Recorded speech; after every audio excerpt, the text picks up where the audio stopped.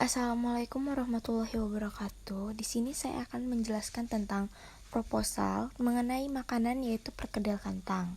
Atas nama saya Dinda Julia Putri dari 11 MIPA 5. Pertama-tama di sini yang akan saya bahas adalah daftar isi.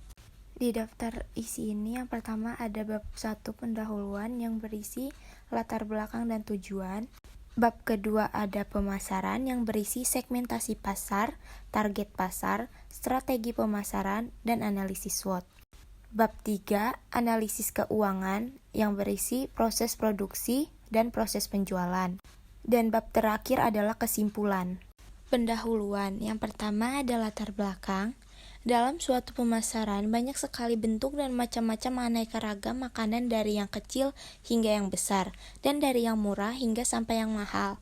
Makanan-makanan yang tersedia di pasarkan saat ini memang sudah beragam, tetapi umumnya makanan tersebut bukanlah makanan khas daerah Indonesia, serta harga yang ditawarkan juga cukup mahal. Salah satu makanan tradisional yang cukup sederhana, tetapi sangat cocok untuk dikonsumsi dan sekaligus merupakan makanan yang juga cukup istimewa adalah perkedel. Dengan pembuatan perkedel yang dilakukan dengan cara sangat sederhana, tetapi lebih higienis, sehat, dan menarik, serta akan dijual dengan harga yang terjangkau, maka tentunya hal ini akan menarik minat masyarakat untuk membelinya. Dengan hal tersebut, maka saya ingin membuat usaha makanan, yaitu usaha makanan perkedel, untuk dikembangkan menjadi usaha besar agar masyarakat tidak akan pernah lupa dengan masakan khas Indonesia tersebut. Yang kedua, ada tujuan. Pertama, mempertahankan eksistensi makanan tradisional. Kedua, menciptakan lapangan pekerjaan. Ketiga, sebagai media pencari keuntungan.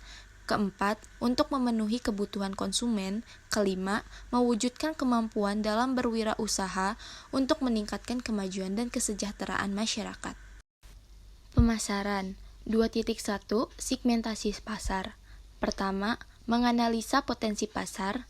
Kedua, dalam menjalankan usaha ini harus mengetahui potensi pasar yang dijalani agar usaha yang dijalani tersebut dapat diterima oleh semua kalangan masyarakat atau konsumen. A. Menentukan objek pasar. Dalam menjalankan usaha ini, harus menentukan objek pasar dengan strategi yang mudah dijangkau masyarakat, yaitu konsumen. B. Menetapkan target atau sasaran pasar. Dalam menjalankan usaha, harus menetapkan target atau sasaran pasar usaha dengan cara melihat perbedaannya agar lebih mudah dijangkau oleh pembeli dan pembelinya. 2.2 Target pasar. Usaha ini berlokasi di tempat-tempat yang strategis dan di pinggir-pinggir jalan utama, seperti Pangeran Antasari, Jalan Kapten Tendean, Jalan Kartini, dan lain-lain. Tempat-tempat lokasi tersebut yang banyak dilewati oleh masyarakat lokal maupun non-lokal, sehingga usaha kami ini mudah untuk dikenal oleh masyarakat. 2.3 Strategi pemasaran. 1. Dari mulut ke mulut. 2. Dengan menggunakan media sosial. Ketiga, pengembangan pasar, dan keempat, pengembangan produk.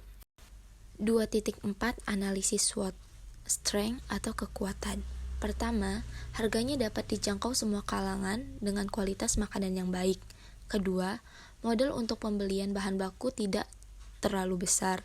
Ketiga, mengutamakan rasa, model tampilan makanan, dan kemasan yang simpel. Keempat, perlengkapannya mudah didapatkan. Weakness atau kelemahan. Pertama, faktor tempat juga sangat mempengaruhi kelancaran usaha ini, karena apabila tempatnya kurang ramai, maka peminatnya akan sedikit. Kedua, permintaan dari konsumen biasanya akan menurun jika keadaan cuaca sedang buruk. Ketiga, faktor kenaikan harga sembako juga dapat mengurangi permintaan dari konsumen. Opportunity atau kesempatan. Pertama, permintaan pasar yang terus-menerus ada didukung oleh keinginan konsumen yang terus bertambah. Kedua, sosial media membantu untuk pemasaran dengan cepat. Ketiga, bisa dijadikan bahan alternatif makanan tambahan. Threat atau ancaman. Pertama, banyak makanan serupa, namun harga yang ditawarkan bisa lebih murah dari yang kita pasang. Kedua, harga dari supplier bahan baku yang tidak menentu. Ketiga, apabila pelayanan dan kualitas kurang, maka konsumen akan merasa kecewa dan usaha ini bisa terancam bangkrut. Analisis keuangan 3.1 Proses produksi. Cara membuat perkedel kentang. Bahan yang diperlukan: setengah kilogram kentang, 1 butir telur, merica secukupnya, garam secukupnya, bawang putih secukupnya, dan juga minyak goreng secukupnya. Cara membuat perkedel kentang. 1. Cuci kentang lalu rebus sampai matang. Jangan dikupas kulitnya, karena akan mengurangi kandungan gizi di dalamnya, dan jangan terlalu matang juga karena akan mudah hancur. Kedua, sementara menunggu kentang matang, kita haluskan bawang putih, merica, dan juga garam.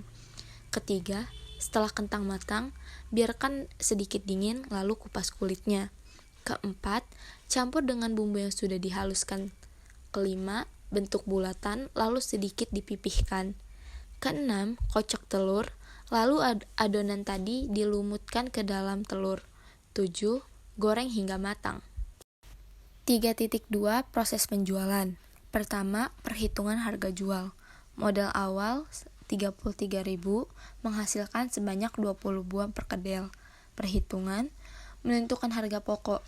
Modal awal dibagi banyaknya produk yang dihasilkan, yaitu 33.000 dibagi 20, sama dengan 1.650 dibulatkan menjadi 1.500. Menentukan harga jual. Harga pokok ditambah dalam kurung harga pokok dikali 33%. Sama dengan 1.500 ditambah dalam kurung 1.500 dikali 33%. Sama dengan 1.500 ditambah 495. Sama dengan 1.995 dibulatkan menjadi 2.000. Kesimpulan, harga pokoknya 1.500 dan harga jualnya adalah 2.000. Kedua, lokasi penjualannya adalah warung makan pinggir jalan dan tempat-tempat usaha yang strategis. Yang terakhir adalah kesimpulan. Dengan selesainya penyusunan proposal usaha ini, semoga kita dapat menarik kesimpulan bahwa dalam pembuatan penyusunan proposal usaha, hendaknya kita harus mengumpulkan data-data yang valid dan selengkap mungkin, agar dalam penyusunan proposal usaha kita tidak mengalami kesulitan, dan dengan adanya tugas penyusunan proposal ini, kita dapat mengetahui cara mengelola usaha perkedel dengan baik. Semoga proposal ini dapat memberi motivasi wirausahawan baru untuk mendirikan usaha dan lebih kreatif, untuk membuka usaha baru yang mempunyai masa depan bagus. Juga, kualitas perkedel harus menerima kritik dan saran dari orang lain dengan lapang dada, karena hal itu dapat membangun serta mensukseskan usaha kita. Dan jangan mudah menyerah dalam mendirikan usaha, dan harus tekun serta gigih dalam bekerja. Belajarlah dari kesalahan dan kegagalan. Itu saja yang bisa saya sampaikan. Apabila ada kesalahan kata, saya mohon maaf. Wassalamualaikum warahmatullahi wabarakatuh.